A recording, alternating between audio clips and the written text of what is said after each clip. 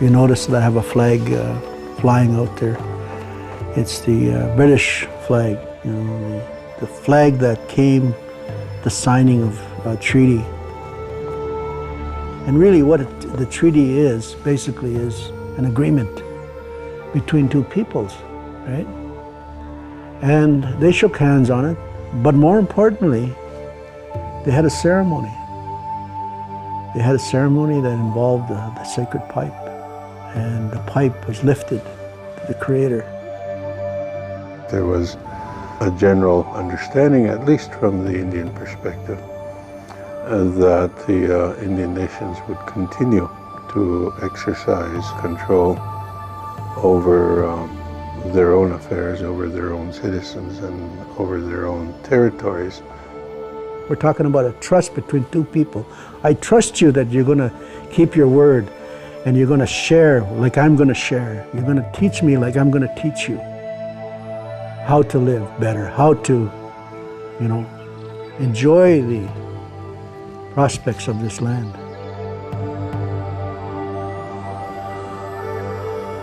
The Queen's laws would be there to support the authority of the First Nations and the authority of the First Nation leaders, institutions, and laws. It was never understood to me that the Queen's laws would apply or overwhelm the laws of the First Nation people. The Canadian colonial administration, as it was then evolving, I think saw First Nations in an entirely different light. They wanted to remove them from the land base as quickly and as fast as possible, so that they could make sure that all land was available for settlement and disposal by the Crown, notwithstanding what treaty guarantees were made.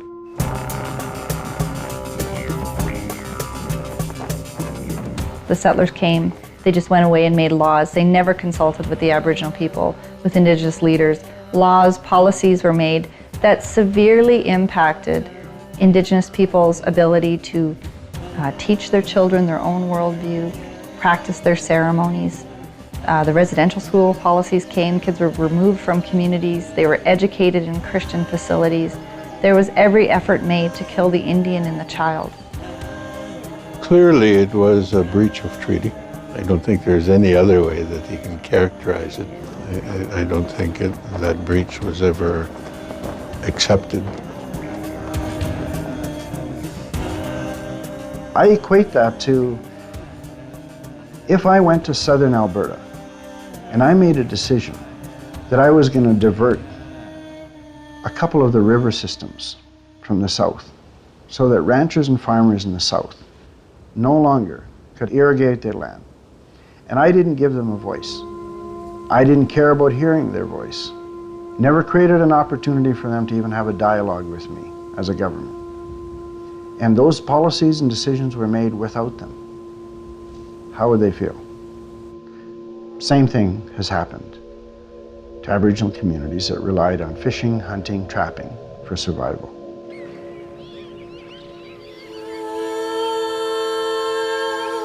These policies attacked the relationships between people and the land, people and the water, even people and their creator.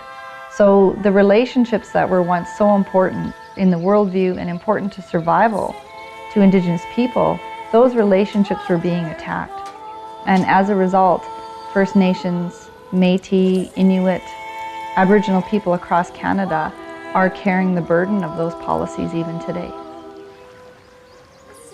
When I travel to the communities and talk to community people and elders and see the hurt, the despair,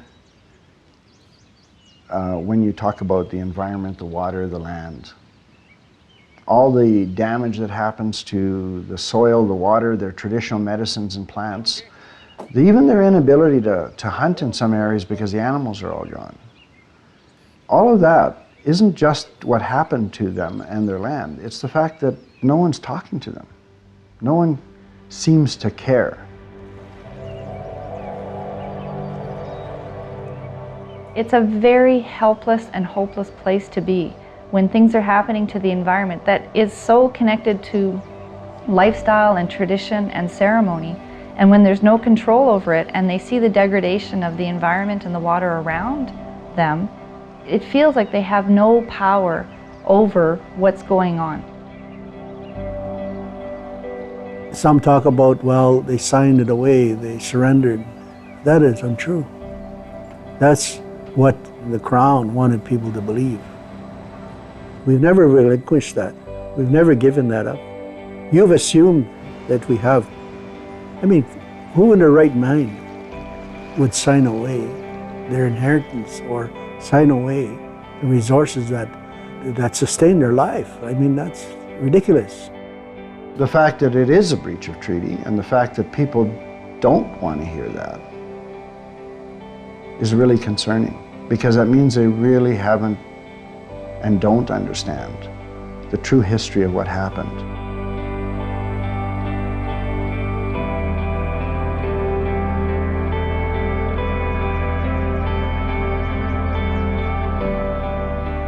There's a legal obligation. A legal obligation to honor the treaties, a legal obligation to involve, engage, consult, have an open dialogue with Aboriginal people. They brought the Creator and the heavens into that agreement. And they said, as long as the sun shines, the rivers flow, and the grass grows, this agreement shall be in place. It shall be an agreement amongst the people, and it is sacred. And a covenant was made with that sacred pipe through that ritual, that this agreement will never be broken. There has to be a fundamental rethink of the relationship, recognizing that Aboriginal peoples have the inherent right of self-government.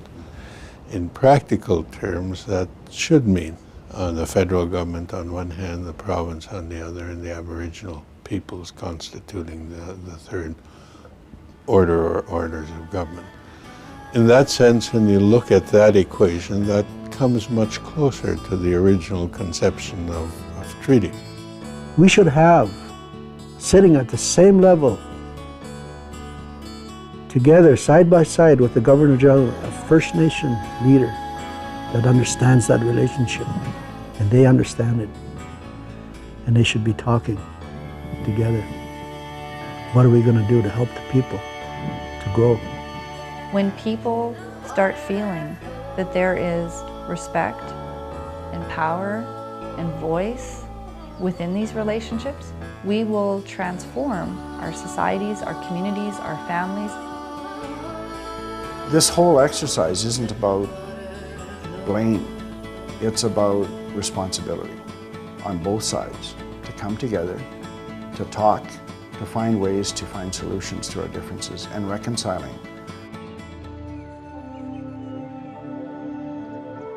From what I understand, the elders are telling us is that we need to repair our relationships. First of all, before we can do anything else, before we can fix the water, fix the land, do anything else, the first thing we need to do is repair our relationships. And from what I understand, they're saying within our Indigenous communities and societies, but we also need to repair the relationship between Aboriginal people and mainstream society. Reconciling all the history that's happened and moving forward with between First Nations, Inuit, Métis, and the rest of Canada. The treaty, and why I fly that flag here, is to remind people, whoever comes, that we have an agreement with this government of this country. You know, we're a peaceful people. We don't militarize. We don't colonize people. You know, we work on the land. We work to try to coexist. I thought about putting a Canadian flag there, but you know, maybe the day will come when I say they start to really respect our people, this land, and give us our share of what is ours.